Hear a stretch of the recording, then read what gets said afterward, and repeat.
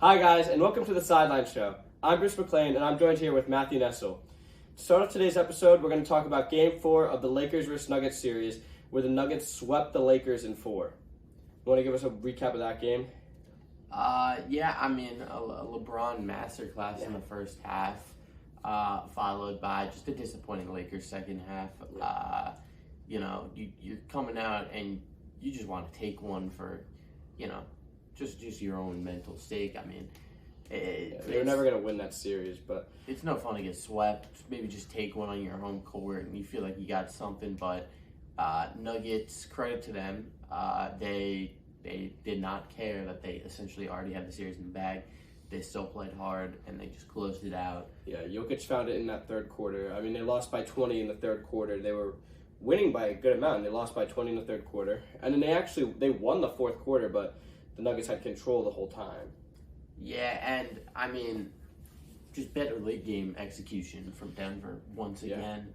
I think. LeBron shot the ball with 60% efficiency, but to be honest, the second half he scored 9 points. Yeah, I mean, look, with his age and his injury, at a certain point, you knew he was going to drop off what he did in the first half. Yeah, I mean, you kind of expected he wasn't going to put up 50, but... Yeah. the Lakers needed it because Anthony Davis on offense has honestly this year has been extremely underwhelming. Well, game one he had the 40. Yeah, game one he had the 40. But LeBron even then had a lot of points too. I mean, Anthony Davis is not in as good of shape as LeBron is. Anthony Davis is at least 7 years younger and has not gone through the physical turmoil LeBron has in his 20-year career. Yeah, I mean, it was a rough game for him. Especially rough when you have to resort to Tristan Thompson minutes. Yeah, I mean, and he got a good amount of minutes too. As we said, we thought Rui Hachimura was going to get into the starting lineup. He did. He replaced D'Lo in the starting lineup. D'Lo actually got very restricted minutes in the game. I guess they kind of figured he'd be a defensive liability. And they were right. They were right. Yeah. But Rui Hachimura did not have a sharp game. LeBron sat for 40 seconds in the game. Anthony Davis sat for 8 minutes. LeBron playing 48 minutes as a, how old is he, 39? 38. 39. It's absolutely ridiculous, like what he's still able to do. And it's a tough way to go out in that season. LeBron was saying that he gets no kick out of making it to a conference finals, but you have to reflect as a 7-seeded team that no one really expected to go this far. It's still a positive season for the Lakers. But when you look into the offseason, there's a lot of work that they have to get done. You need a third guy with LeBron and AD that can really be that guy for them. D'Lo wasn't it this year. He's a great fourth option in my opinion. It was weird. He was kind of that guy. Like he was the X factor a little bit in that Warriors series. Yeah, in the Warriors series because he was able to kind of go toe to toe with because Curry was not doing much. He really shot the 3-ball well, but we saw he did not do that in this series, and I think a lot of it maybe was a mental aspect for him, but postseason struggles have been a constant theme for D'Lo. In his Nets. His first 12 series with the Nets, had a weak series, but he did have a tough matchup in Ben Simmons. But then last year with the Timberwolves, we saw maybe an average series for him, and they beat the Grizzlies first round. So, it's something he's got to work on, and I'm sure that teams will take that into account in contract negotiations. Yeah. All in all, though, a pretty tough beat for LeBron. When you put up 40 points as a 39-year-old, that is, that's a legendary performance for him. And you really hope you can get that win there, but at the same time, though, I felt like that he needed to do. He couldn't really do much more. Those last two possessions, that final possession, I think, was a perfect representation of kind of his limitations at this age. Yeah. His game, the way it works, is like he really doesn't have kind of that pull-up jumper maybe that helps a lot of like people. the Kobe or MJ has. Yeah, or age gracefully. I like, you look at like a KD will probably, he'll never really drop off that much because he'll still get to the spots. Jumper. It's why Kobe up until that final. I mean, he put up 60 in his last game because he had a pull-up jumper. Yeah, at the free throw line. Yeah, I think LeBron, that's a hard thing to develop at this age. But he doesn't have the prettiest jump shot. Yeah, I think he's kind of got to figure out how is he going to adapt. And if he does, obviously, I mean, he might, just leave. But I mean, there's no way. But I mean, you did see in this series his legs gave out by the end of it. I mean, Game 3, he was making very uncharacteristic LeBron plays where he missed the dunk and missing and losing the ball.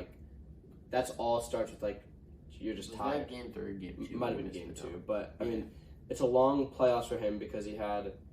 I mean, the Warrior series wasn't too long. That went to 6, right? 6. Grizzlies was 6. Yeah. Too. But grueling games, and he's been having to do a lot. And listen, he should be having to do a lot. I mean, he is still the best player on the Lakers, especially. Well, I think AD's better, but LeBron is more consistently better. But, the Lakers have a lot to do. The Nuggets, though, Jokic closed it out. He found it in the second half. Aaron Gordon, few big threes. Yeah. Michael Porter Jr. did his thing defensively. Aaron Gordon needed that, in my opinion. I thought he did too. He had a terrible series, and you could tell it was affecting him mentally because just the way they were guarding him, they were ignoring him. I mean, there was one shot where the Lakers, I think it was a 2-point game, and Aaron Gordon hit a 3 to make it a 5-point game, and that's when I kind of thought the game was over. I mean, it was late in the fourth quarter, and that was a great 3. And they need Aaron Gordon to be himself in a battle versus most likely a Miami Heat team that, especially, I mean, they play with a lot of energy, but size-wise, they actually aren't that big, and I think Aaron Gordon could have the edge in a matchup against a Martin type, or if maybe Strus finds his way. Because he's not going to get guarded by Bam, he's not going to get guarded by Jimmy. Yeah. So I think the matchups in that series will be very interesting. We'll have to, obviously see. Because we'll have Bam guarding. I mean, honestly, I could see in a late game possession you put Jimmy on Jokic, but. Nah, well, I mean, they'll probably just trap him or something. But I think the beauty of Bam is that obviously he's not gonna. Safety. Well, I mean, yeah, but also he's not gonna be able to guard Jokic one-on-one because no one can. No. He'll at least give you a lot of possessions where you don't have to double off of him because at the end of the day, Jokic is gonna get his, whether it's through playmaking, scoring, offensive rebounds. At least with Bam, you can kind of take away his assists to some extent because you're not doubling on him. Yeah. So that's already limiting him. I think it'll be interesting to see, though, what they do because they still have so many other weapons. I think it's really going to come down to who can shoot the 3 more consistently of the role players. I mean, the Heat have not shot the ball as consistently as they are in the Celtics series. Even in the previous playoff series, they weren't shooting the ball this well. They are shooting the lights out of the ball in the first 3 games. And in the Bucks series, too, they shot it. The Knicks series, but neither team was shooting the ball very well. But, and the Nuggets are a team that shoots the ball very well. I mean, they're an efficient basketball team, all pretty much held together by Jokic. MPJ can stray away from the efficiency every now and then, but I mean, that's he's gonna. It's whatever. I mean, you'll take a 20-point game where he shoots very inefficiently, and then one day he'll put up 35, missing 2 shots. Yeah, as long as he works on his defensive IQ, that's really the next step for him. And then going into who the Nuggets are going to play in the finals, we have to look at the Heat versus Celtics series. Still not over. Heat had a pretty convincing win yesterday. Celtics, had a pretty convincing win yesterday. Able to win by 17 to make the series 3-1. Yeah. Tatum had a great game. Near triple-double. Shot the ball well, the whole team. 50% from the field, 40% from 3. I mean, they were never really in doubt of winning that game after the first quarter. Well, they were down. The Heat had that little surge after the first. Yeah, I mean, at the start of the second half, though, the Celtics pretty much took over, never looked back.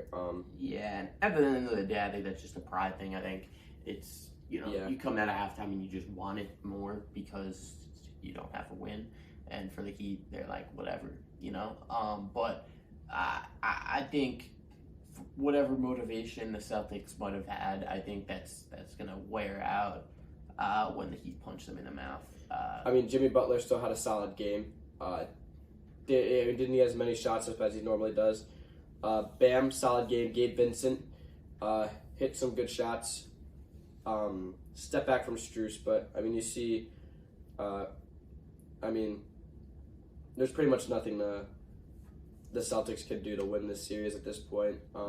Especially with the way Jaylen Brown's been playing. Yeah, Jaylen Brown 7 for 16, and that's the best he shot the ball all series. He's a guy that does not want to be there, and you are not coming back from a deficit that no one has ever came back from with your second best player. Yeah.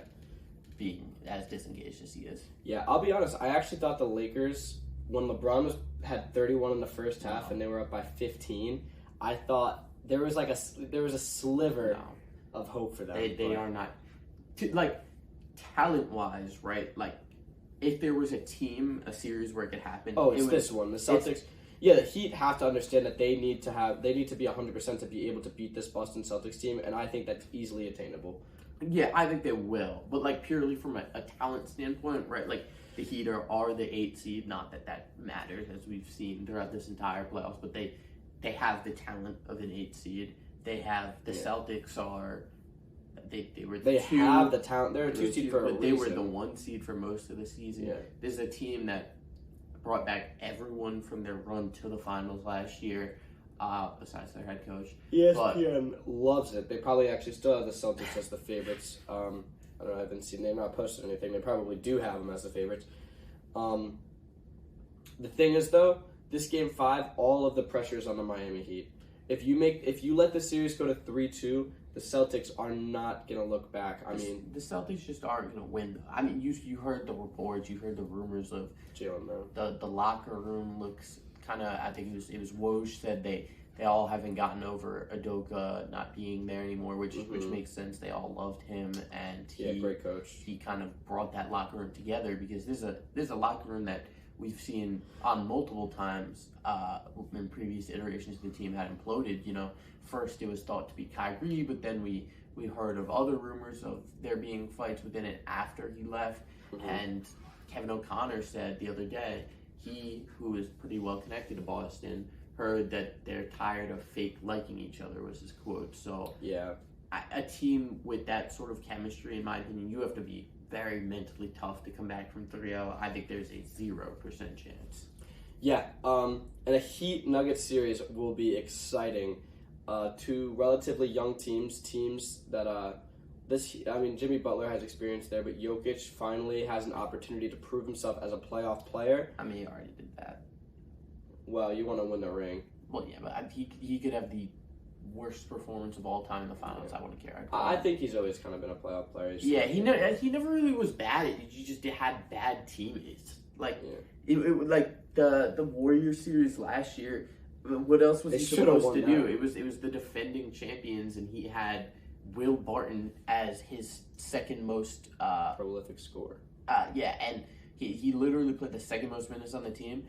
And this year he was getting DNPs with the Washington Wizards, one of the worst teams in the league. So, the fact that he was able to keep those games competitive, I think, was a testament to how he was good in the playoffs. And there's nothing new; he just has teammates. Talking about a DNP, Blake Griffin and Udonis Haslem both did not play in yesterday's game. Would have loved to see Udonis get some minutes in a big game like this. He should have got some minutes in Game 3. Yeah, I know. But, I mean, come on.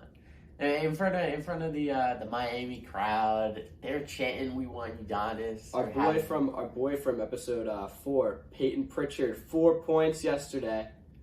Yeah, great performance from him. Yeah, I mean, really gave that win Udonis Haslem. one of the most prolific scorers in the league today. I forgot to mention on the last one. Remember after, I forget what episode it was, but we were saying after game 1 of this series, we were like, Pritchard's not going to play again, and they're going to bring in Grant Williams instead. And that's what they did. That's what they did, and then Grant Williams went and did his whole thing. It was still needed. The defense he provided was, good.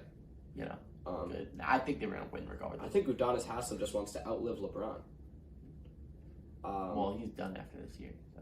Well, by the way, I forgot to mention LeBron in Game 3 makes Scott Foster bleed.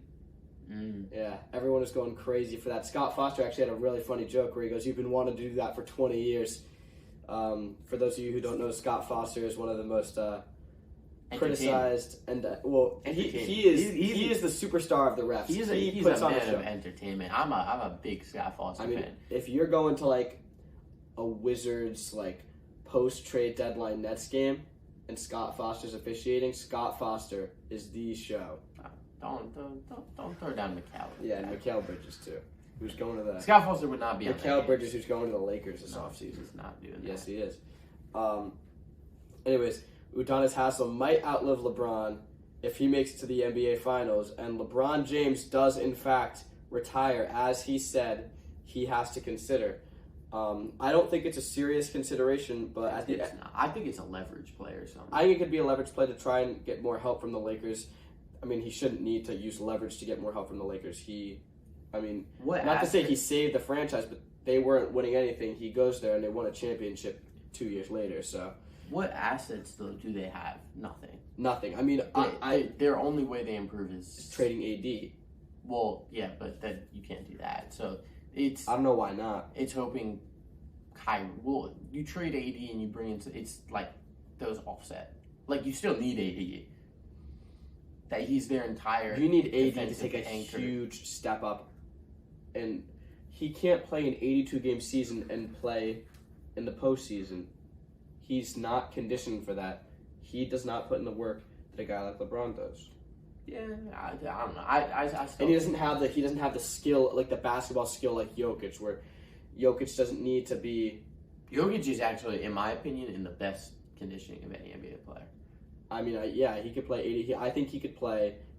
He can play a 7-game series and 4 series straight after playing every single game of an 82-game series. He doesn't rest, but also think about what. First of all, we saw he slimmed down a lot. Oh, great job by from his Jokic. Early years, which is something that Luka should take note of. But he runs the point guard a lot. As a center. He plays the most offensively demanding position and the most defensively demanding position. Yeah, and he's running back and forth. Because he pushes off a rebound as the center, right? Yeah, and he plays physical basketball.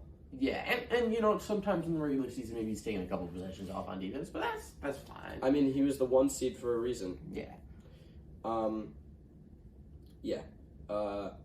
I think either Anthony Davis takes a step up and I think they just signed Kyrie. I think they just signed Kyrie and let Kyrie be the primary ball handler.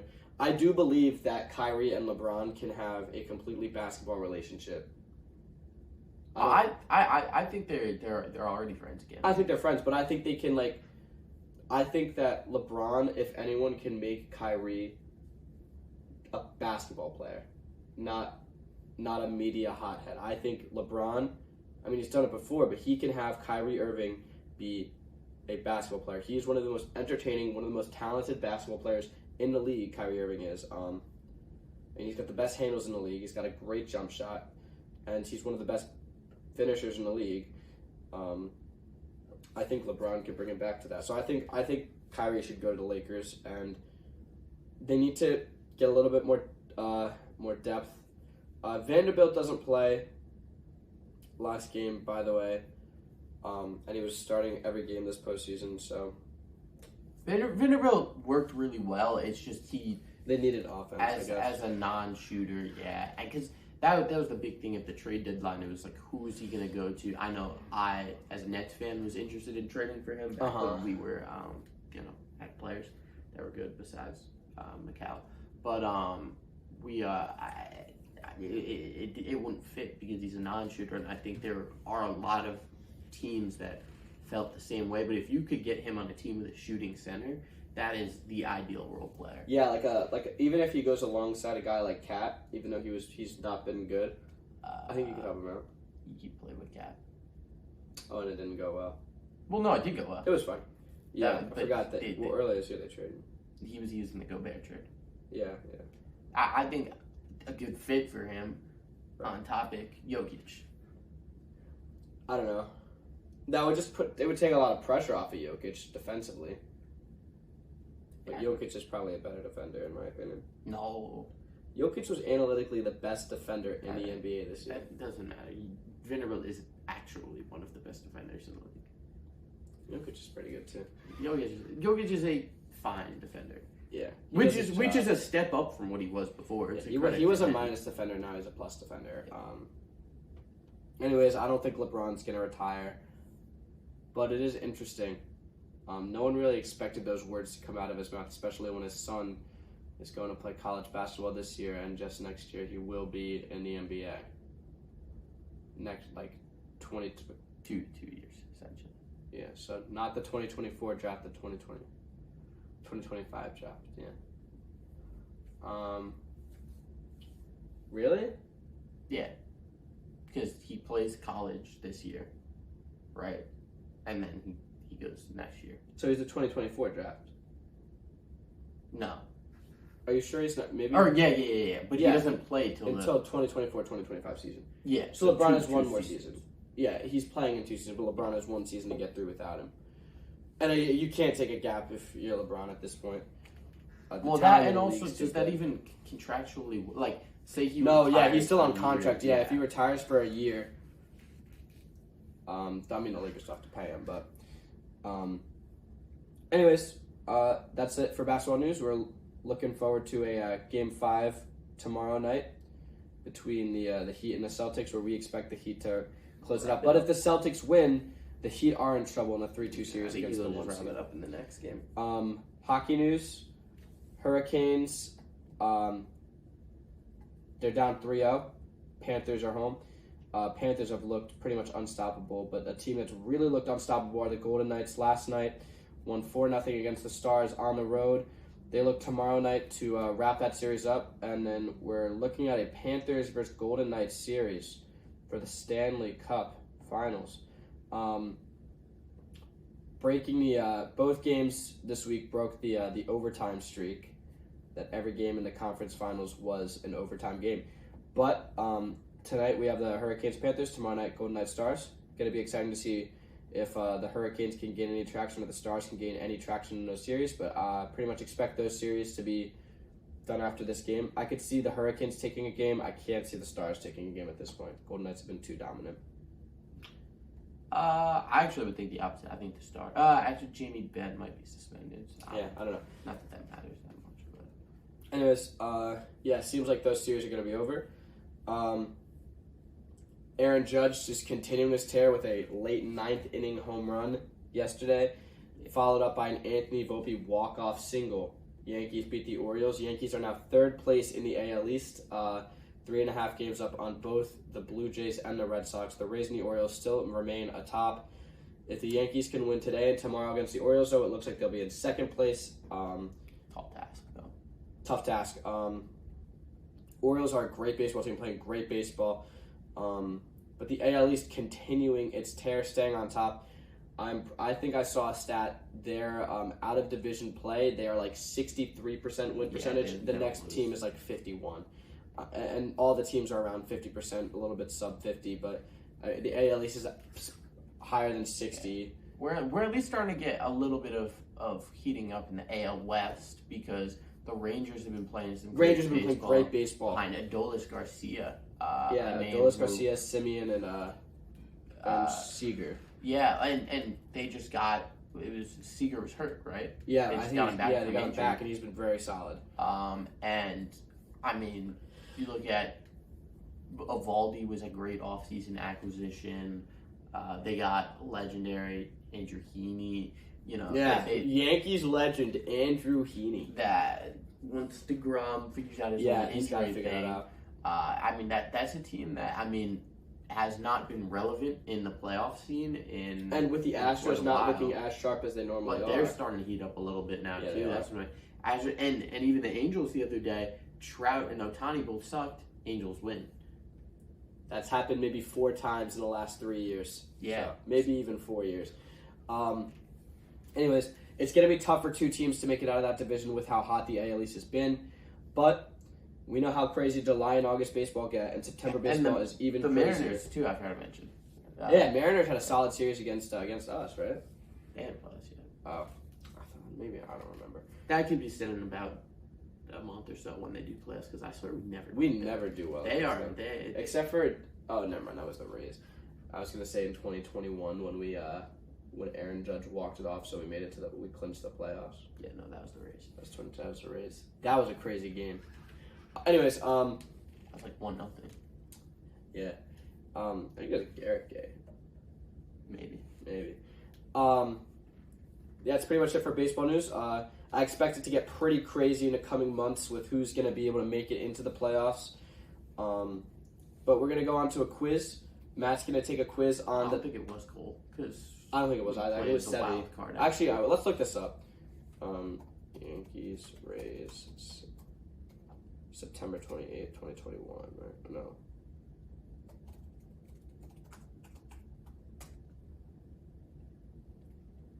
Wasn't that game? Yeah, we lost this game. And this was on the road. Oh, this is home. So we'll just look up October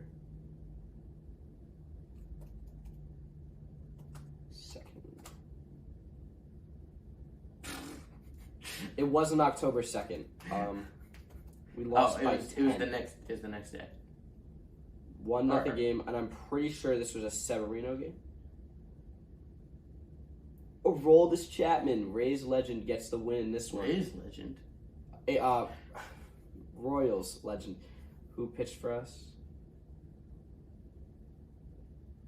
Gosh, give me a box. Did we have an opener this game? No. Tyone. Wow, he emptied the clip in that game. Look at that. Every single high leverage reliever pitch. Yeah, we got Wandy Clayholmes, Chad Green, Johnny Loizaga, and Aroldis Chapman.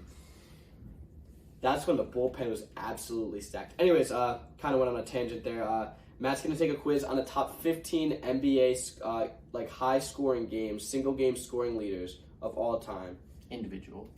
Actually, do you want to do a little audible, try to make it this season? Oh, yeah, that could be interesting. All right, we'll get that real quick.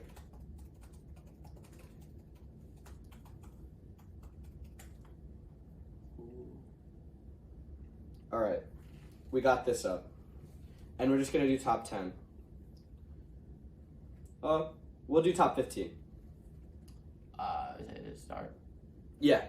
So off the top of my head, Luka versus the Knicks has to be one. Yeah, right? Luka versus the Knicks, number 3. Number 3? Yes. What am I forgetting? Who beat that? That was 60 points. Yeah. Tatum had a 50 this season, right? Not top 15. Really? Nope. That's not top 15? 50? 52 is 15.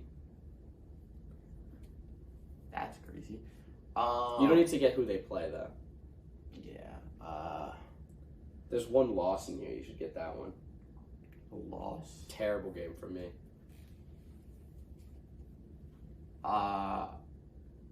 Did Randall do 50? 57 against the Timberwolves. Yeah. Lost that game. Forgot about that. That was funny. absolutely That was brutal. funny. Absolutely brutal. Funny.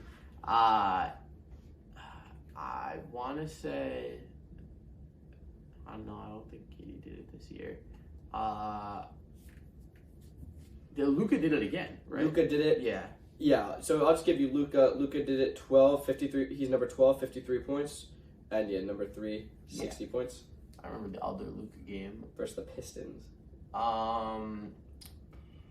Who kind of had a random 50?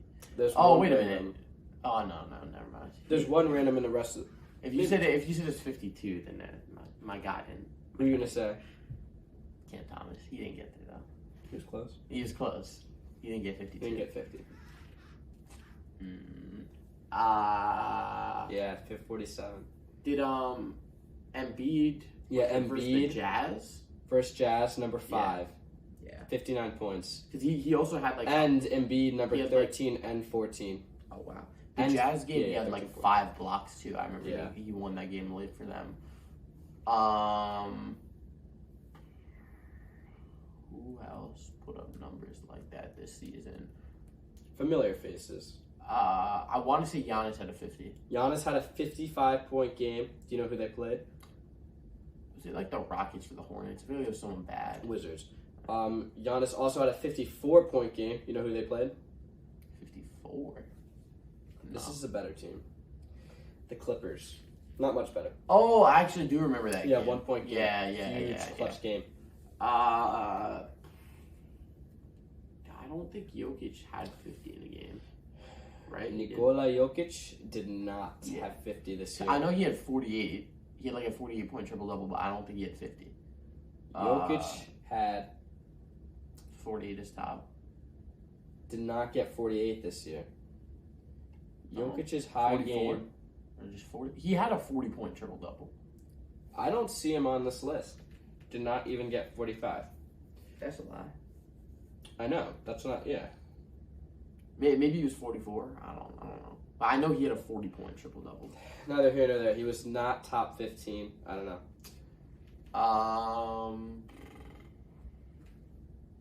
Oh, Donovan Mitchell. Yeah, 71 I points. was like the Bulls. Rockets.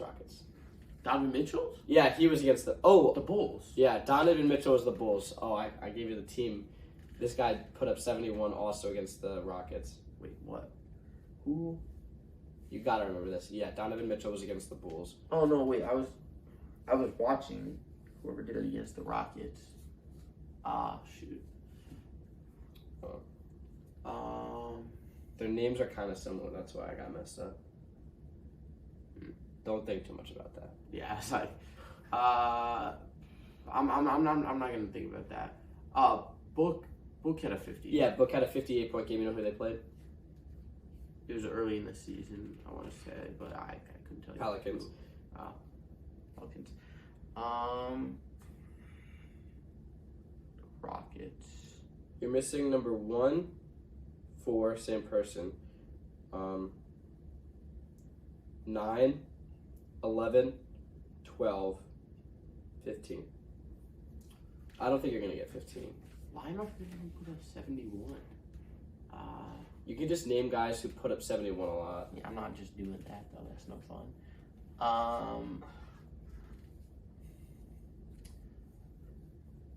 Dame. Yeah. Okay. I was going to say, I thought that was going to be your... Dame is number 1. Did against the Rockets. He put up 60. You remember who did that against? His 60? Yeah. He put up 60 versus the Nets a couple of years ago, but it's not that game. Yeah, the Jazz this year. Yeah. All right. So now you have 1, 2, 4, 5, 6, 7, 8, 10, 13, 14. So I don't have 11. You don't have 12. 3. I don't have 3, 11, 12. 3, 9, 11, 12, 15. 3, 9, 12, 11, 15. 3, 9, 12. How many points did 3 put up? 60. 60. Yeah. Not Not a great game for me, again. Not a Knicks player, but against the Knicks. An overtime game.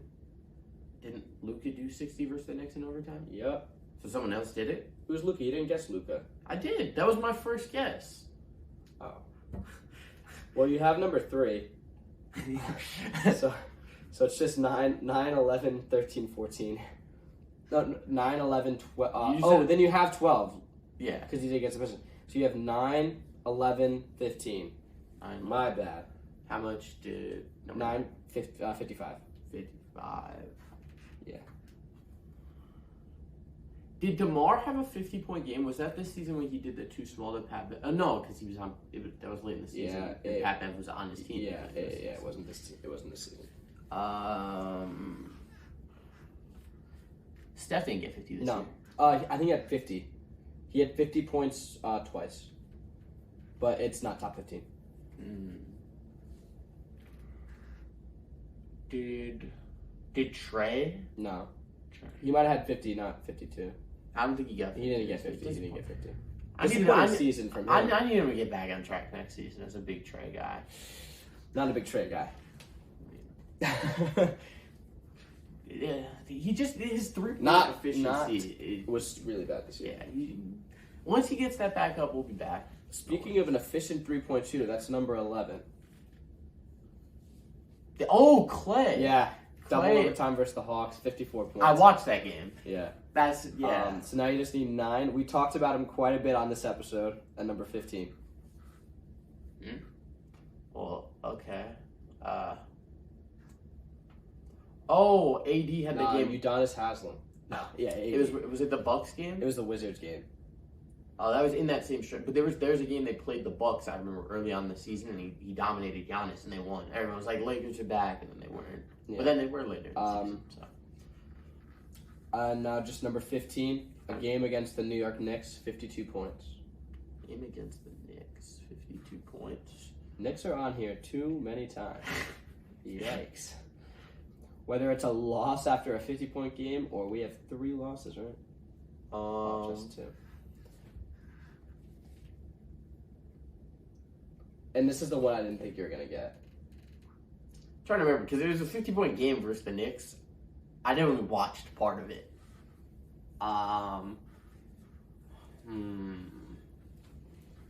This guy is an efficient 3-point shooter. So he's not? He's not inefficient. I don't know. Siakam didn't do it. Yeah. It was that's who I was thinking. Yes, But I was trying to remember. Pascal, was he early on? CP. I don't remember. What game was it? It's not showing me. But, it was. I've been thinking him for a while. I'll show this here. My bad. Future net too. I don't know if you want that. I do. As long as you're not playing the Knicks, he's bad. Anyways, that's actually kills the Knicks. So Matt beat that quiz. A little bit of assistance and a little bit of time. I don't know how I forgot Dame. That was bad. That was bad. But because he was like legitimately on breaking Kobe's watch. Yeah, and then he just stopped. They won by like 20. Yeah, well, he didn't play the 4th, right? I don't think. No, he did in 3, or he did it in like. Because I remember I was so pissed. I was like, "Yeah, it's gonna be the game." I think I was watching that one too. And then, yeah. Anyways, thank you guys for watching episode 5 of the Sideline Show. Hope you guys have a great day and tune in next time.